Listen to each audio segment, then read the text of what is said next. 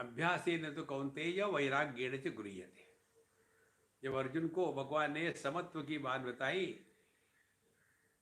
तो अर्जुन कहता है कि योयम योग त्वया प्रोक्तः साम्येन मधुसूदन एतस्याहं निग्रहं मन्ये वायोरिव दुष्करम चंचलम ही मन कृष्ण प्रमाथि बलवत दृढ़म।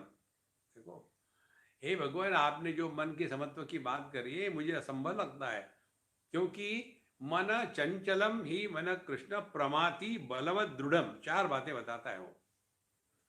चंचल है, एक जगह में कभी नहीं रहता। फिर चंचल भी मन कृष्ण बलवत, ये बहुत बलवान है, जिद्दी है। इसीलिए ऐसे बलवान चंचल जिद्दी मन को नियंत्रण में लाओ, आप कह रहे, कैसे संभव है? देखो, शुरू तो करो। तीन प्रकार के लोगों की बात आती है भर्तृहरि जी के शतकों में। एक प्रकार के लोग वो है जो ये बड़ा कठिन है भैया, अपने से नहीं हो सकता, बिना किए ही पीछे लौट जाते हैं। दूसरे होते हैं, उनको कहते प्रारंभ शूर, कुछ भी करने के लिए हमेशा तैयार, ना आगा ना पीछा देखा, अपनी औकात भी नहीं देखी कि हम कर सकते, और थोड़ी देर करेंगे फिर छोड़ देंगे, यार ने अपने से नहीं होता। और तीसरे वो होते कार्यम व साधयामी शरीरम व पातयामी, इसको करके ही छोड़ेंगे, नहीं कैसे होता। देखो महाराज, यह जो दृढ़ता है उसी के द्वारा हम अपनी गलत धारणाओं को बदल सकते हैं। देखो महाराज, तो हमारी गलत धारणा अभी इस समय यही है कि हम देह है।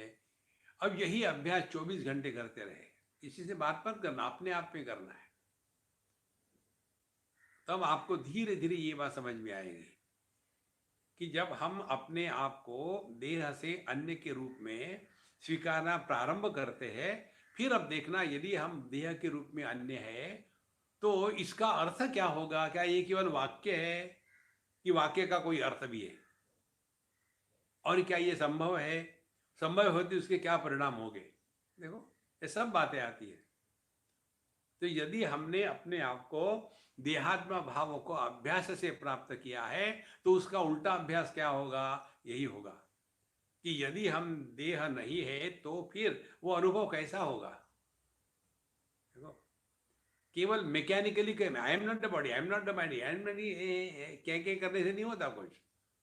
इस पर चिंतन करना है कि मैं देह नहीं हूं, ये साधना नहीं है, ये मूर्खता है।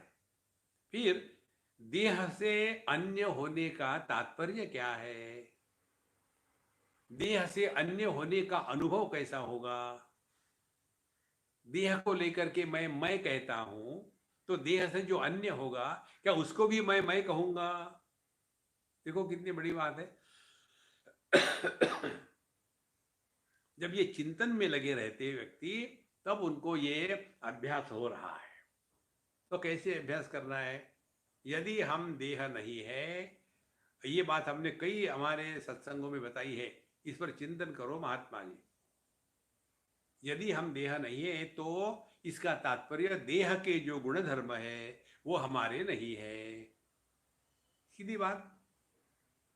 अब एक एक देह का गुण धर्म पकड़ लो।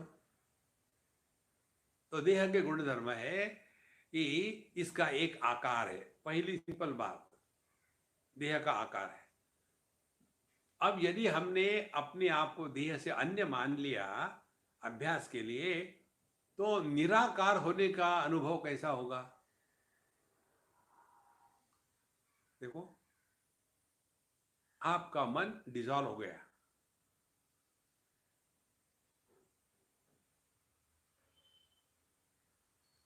मन बिना आकार के नहीं रह सकता।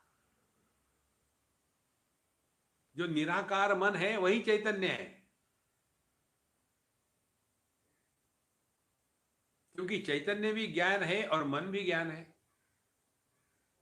लेकिन जो मन रूपी ज्ञान है उसमें आकार का महात्म्य है, आकार का प्रभाव है, और जो चैतन्य रूपी ज्ञान है उसमें आकार का महत्व नहीं है और आकार का कोई प्रभाव नहीं।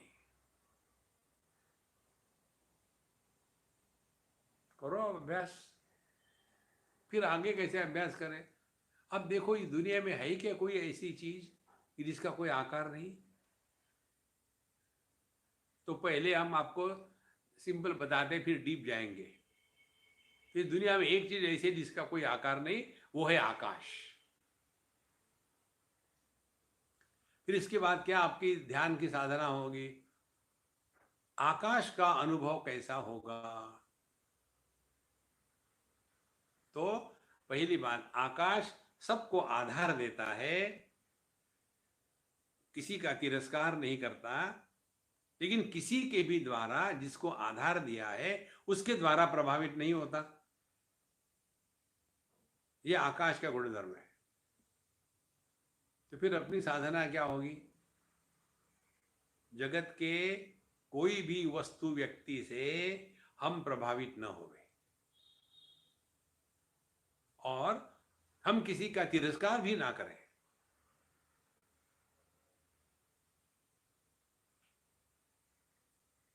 ये है अभ्यास। ये अभ्यास जैसे सूक्ष्म होता है ना, तो धीरे धीरे जीवन में परिवर्तन आने लग जाता है।